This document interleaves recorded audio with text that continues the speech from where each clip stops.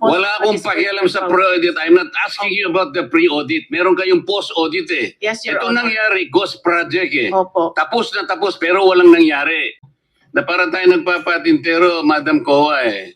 Ang tinatanong napakasimple lang, paano nyong inaudit yung ghost? Bago po bayaran ng COA yan, pipirma ang resident auditor. Pati yung area auditor ninyo, meron kayong area director eh. Ibig nyo sabihin na bayaran ito nung walang pumirma na auditor? Your Honor, ganito po yung procedure natin. Wala na po tayong pre-audit, kaya po ang nagbabayad ay ang pumipirma na lang po. Wala akong pakialam sa pre-audit. I'm not asking you about the pre-audit. Meron kayong post-audit eh. Yes, Your Ito Honor. nangyari, ghost project eh. Opo. Tapos na tapos pero walang nangyari.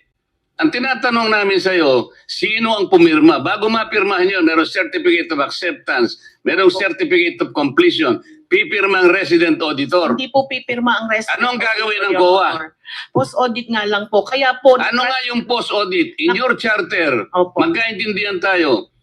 Ito yung charter, sample of services listed in COA Citizens Charter. Financial audit, performance audit, compliance audit, fraud audit, special audit, notice of disallowance, notice of charge, notice of suspension. Among these, alin ang aakma doon sa performance ng contract? Opo. Nasaan kayo? Papasok po siya sa compliance, sir. Sus Mariosep, Opo. wala nga compliance eh. Ganito po, Your Honor, marami pong observation ng mga auditors natin pagdating po sa compliance nila sa procurement. Sinong mag-a-avail ng compliance? Sino yung auditee? DPWH po sa case po natin ngayon, Your Honor. So anong nangyari?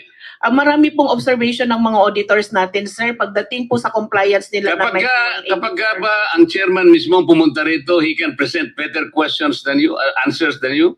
Pareho lang din po yung isasagot, Your Honor. Kasi ganun po Pareho yung proseso isasagot. natin.